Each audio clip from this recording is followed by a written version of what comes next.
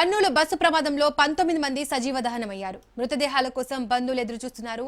DNA రిపోర్టులు రాగానే మృతదేహాలను అధికారులు అప్పగిస్తామన్నారు.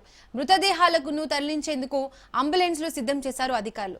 చనిపోయిన 19 మందిలో 18 మృతదేహాలు గుర్తించారు. మరొకరిని గుర్తించే పనిలో పోలీసులు నిమగ్నమయ్యారు.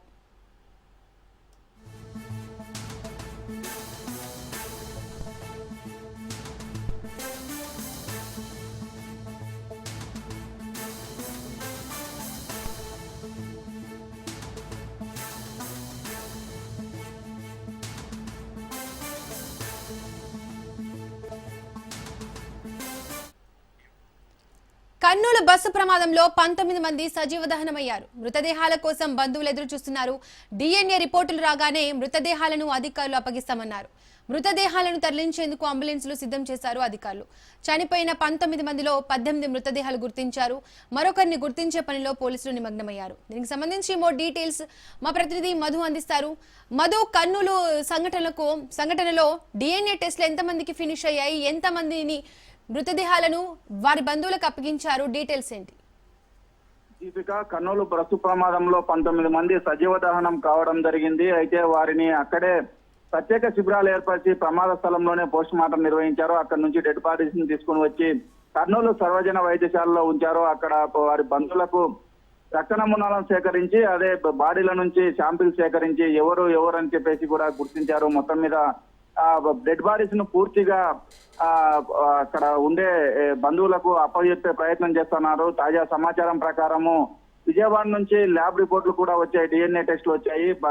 ఆ బంధువుల DNA టెస్టులను తర్వాత ఈ బాడీలో ఉన్న శాంపిల్ తీసుకొని ఎవరి వాళ్ళనేది ఇప్పటికే అధికారులు గుర్తించారు. అంబులెన్స్ ను కూడా సిద్ధం చేశారు. ఒకరికొకరిగా బంధువులకు అప్పగిస్తున్నారు. మొత్తానికి 19వ వ్యక్తి కూడా పోలీసులు గుర్తించారు. 19వ వ్యక్తి చిత్తూరు జిల్లాకు చెందిన కుప్పం వాసిగా కూడా పోలీసులు గుర్తించారు.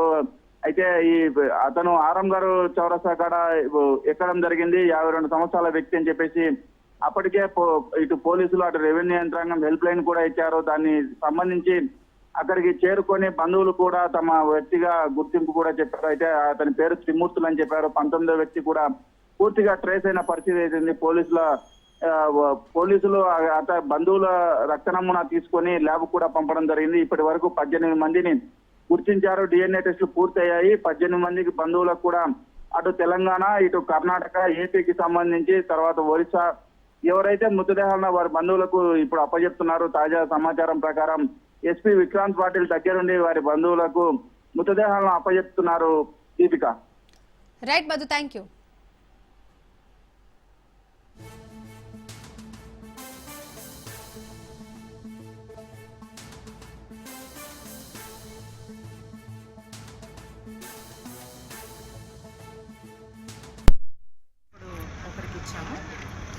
రాష్ట్ర ప్రభుత్వం ప్రకటించినటువంటి 5 లక్షల ఎక్స్గ్రేషన్ ఇవ్వడం జరిగింది. వాళ్ళ హృదయాన్ని కూడా కుటుంబానికి అందించడం జరిగింది. వస్తున్నారు, ఆన్ ది వేలో ఉన్నారు.